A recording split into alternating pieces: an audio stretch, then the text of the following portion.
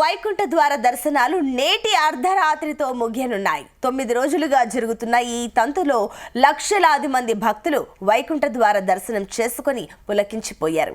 ఈ రోజు అర్ధరాత్రి 12 గంటల సమయంలో వైకుంఠ ద్వారాలను మూసివేయనున్నట్లు టీటీడీ అధికారులు అధికారికంగా ప్రకటించారు. ఆ తర్వాత సాధారణ దర్శన విధానం అమల్లోకి వస్తుందని స్పష్టం చేశారు.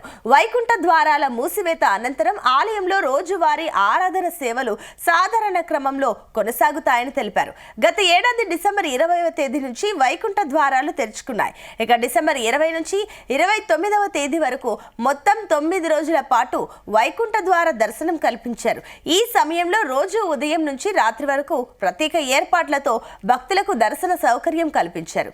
ఈ 9 రోజుల్లో 7 లక్షల మందికి పైగా వైకుంఠ ద్వార దర్శనం చేసుకున్నారని వివరించారు.